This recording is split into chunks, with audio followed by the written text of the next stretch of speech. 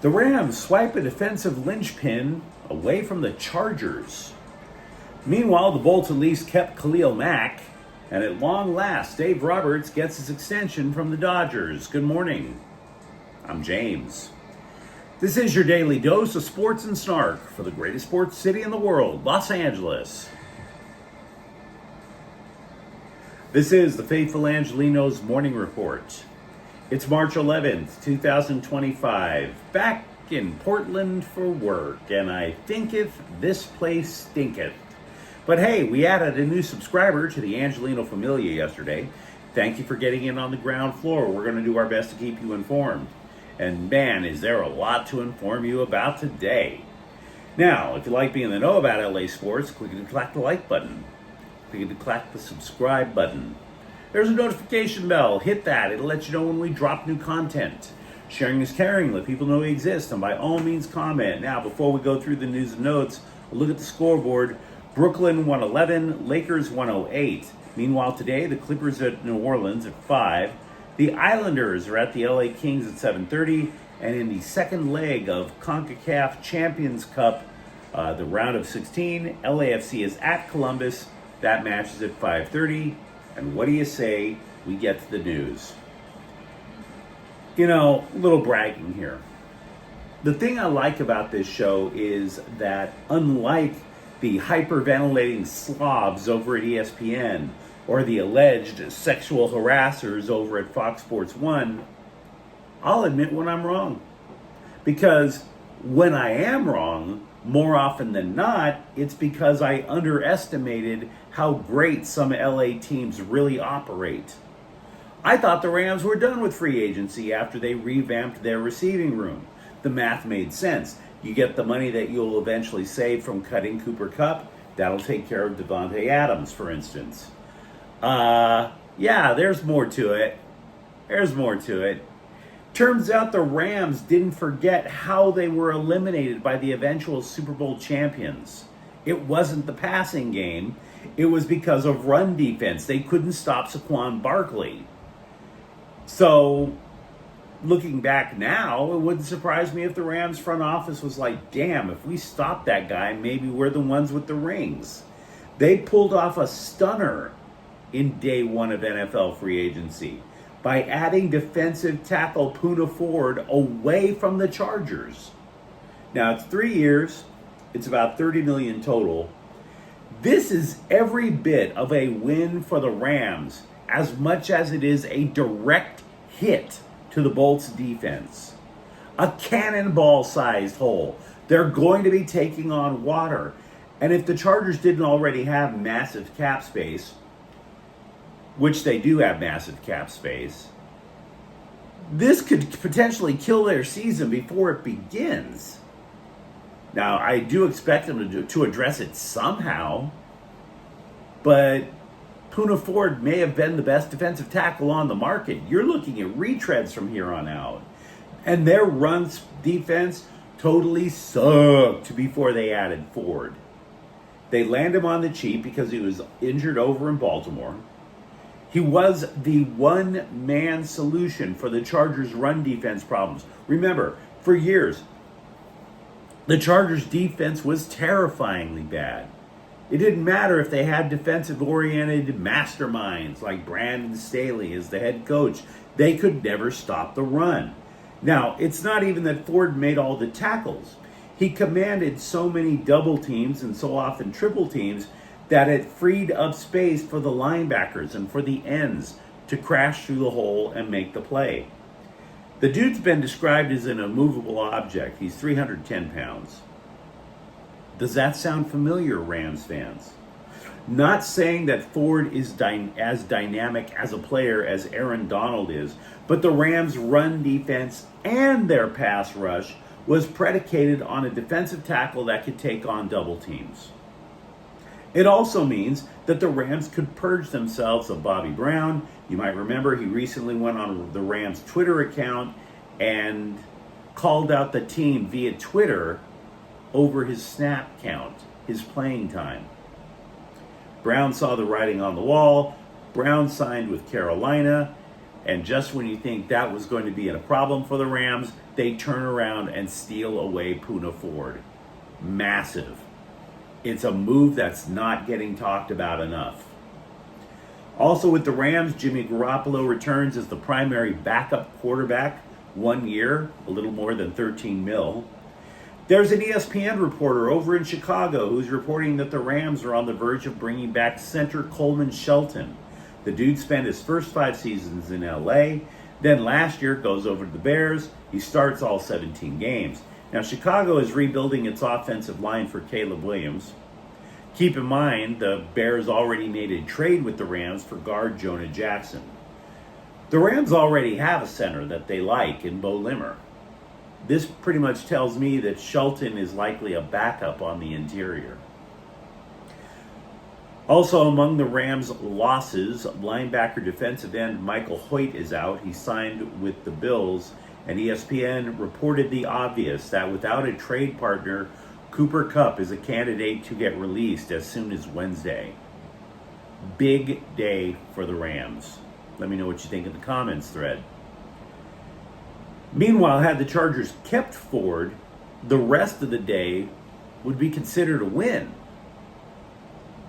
But frankly, I'm amazed more of these analysts haven't put the Chargers in the L column after day one. Look, without Ford, even the victory of keeping edge rusher Khalil Mack feels a little hollow. Yes, they absolutely needed to keep Khalil Mack. I get that. He's a former Defensive Player of the Year. He's one of the greatest outside rushers in league history. Now, I guess he apparently didn't like the thrills of going into free agency for the first time, because that dude signed on the dotted line like pronto. He took a 1-year, $18 million deal. All of it's guaranteed. And the dude is 34. So I think it's fair to assume that he wants 1-year guaranteed deals for the rest of his career until he's like, yeah, I'm too old for this, bleep. Now, the Bolts are going into the year without bookend rusher Joey Bosa. They let him walk as a free agent because obviously he gets hurt too much. The Chargers still have Tuipulotu and Bud Dupree. Now, you're like, great. He's not Joey Bosa, but Tuipulotu actually led the team in sacks with 8.5. They also kept defensive lineman Tier Tart, but that guy was just a rotational guy. The idea that he's going to be able to step in for Poona Ford sounds like a bit of a fantasy to me. So, defensive line across the board is a definite must. Edge rushers ain't that easy to find.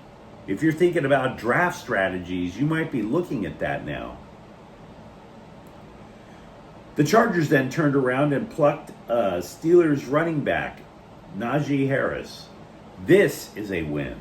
The guy has rushed for 1,000 yards for 4 consecutive seasons.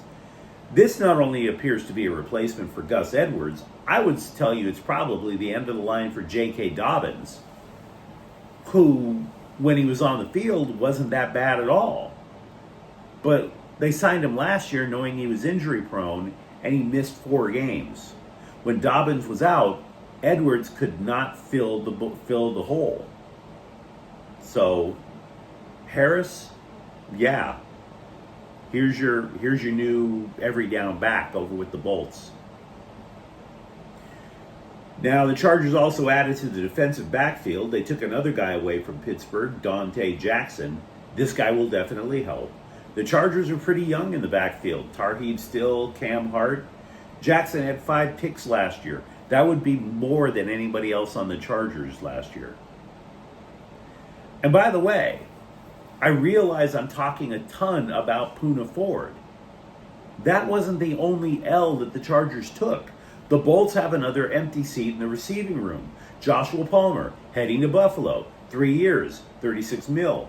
Now, to be fair, Palmer was highly productive until last year, because it seemed like nobody outside of Ladd McConkey knew how to catch a football last year. It's as if Palmer got diabetes and lost all his fingers instead of his toes or something. But Palmer's gone. And yet they bring back center Bradley Bozeman. Why?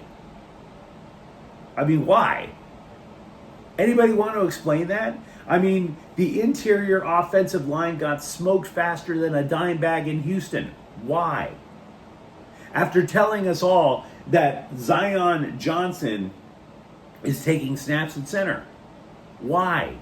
When it's a surprisingly deep class in the draft at center. Why?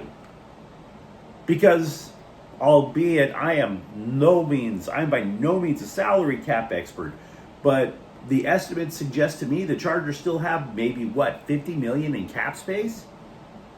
That much cap space, and you couldn't afford to keep Poona Ford. That much cap space, you need to address the interior offensive line, and you keep Bradley Bozeman. Why? Explain it. I'm very much surprised the Chargers, granted, I think they needed a running. I definitely approve of adding Najee Harris. I definitely approve of the new defensive back. The Rams take the dub. I'm not saying the Chargers are going to suck next year. Maybe they'll cobble something together. Poona Ford solved so many problems for them. And meanwhile, switching gears, on many other days, the following would be the top story. Dave Roberts got his contract extended with the Dodgers through 2029. It's a 4-year extension. This was his last year under contract before yesterday. Now, in each of those 4 years, he's going to get more than $8 million. That's going to make him the highest paid manager in the game in terms of annual average. Now, Roberts has his detractors. I don't deny that. Sometimes I wonder how much hair I lost due to his decisions in the playoffs. But even I have to shut my yap when you just sit there and look at the results. 2 championships. He's taken the team to the playoffs in each of his 9 years at the helm. It's now assumed that the Dodgers are going to win the West, no matter what. It's an assumption. And that's nice, because that means we can forget about Slime Diego and Scum Francisco as early as May. But there is one other factor that's rarely mentioned. Baseball beat writers have told me the players love playing for the guy. Now you can say, well, hell, anybody can get that lineup into the playoffs. Maybe more often than not, you might be true, right? But consider this. If Dave Roberts has the reputation as a guy that you would run through a wall for, doesn't that convince more outside players about how cool it would be to go to LA? Not just the money, not just the fact that you're going to win, but the fact that you're going to be happy while winning and collecting that check. Now, it could be argued that Roberts' reputation played a role in many free agents coming to the Dodgers. Right? In turn, that makes them an even stronger team. And by the way, another little thing. Have you ever noticed that you never hear about drama inside the Dodger clubhouse? All that money, all that success, wouldn't it follow that there'd be massive egos that you'd have to stroke every day of the season? Every other team, you hear about drama. Every other team. The Lakers, synonymous with drama. Matthew Stafford's wife can't shut up talking about the Rams. For the Dodgers, all they do is they play very well, and they do it with a smile on their face. And that's because of Dave Roberts. As for the rotation, it's set. Roberts says he knows who the 5th starter will be. He just won't fess up yet because cliffhangers. All we know is that the winner, whether it's Tony Gonsolin or Dustin May, that guy will not be flying to Japan for the 2-game series with the Cubs next week. The winner of this beauty contest basically finishes 5th because that guy is going to join Blake Snell, Yoshinobu Yamamoto, Tyler Glasnow, and Roki Saki. USC football, in need of larger offensive linemen, has added a three-star prospect in 350-pound John Fide to the recruiting class of 2026. He is the 11th recruit in the Trojans class, which multiple outlets currently rank as number one in the country. Now, of course, it's 10 months away from National Signing Day, but that's another story. Here's a stunner. Ben Simmons is out at least another week. Yes, he will not be playing for the Clippers for at least another week. He's already missed 5 games with a knee injury. And the same Clippers bloggers who previously lauded the move as a massive win for the Clippers. Hell, he may as well be Poona Ford with the rate he's not going to be there now. A massive win for the Clippers are now suggesting availability is a concern. No, availability? Ben Simmons, a concern?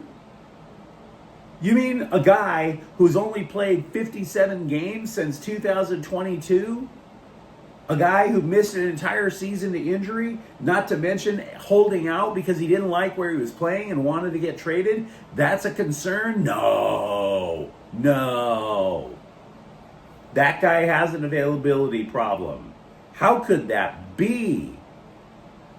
Mysteries wrapped in enigmas. But you let me know what you think in the comments thread. Talk to me about your views on the day one of free agency for both the Rams and the Chargers. And for that matter, are you okay or actually kind of disappointed that Roberts is staying for another 4 years? And if you enjoyed the content, don't forget to subscribe to Faithful Angelenos. We talk LA sports every single day here. Thank you for watching. I'm James. We'll be back tomorrow.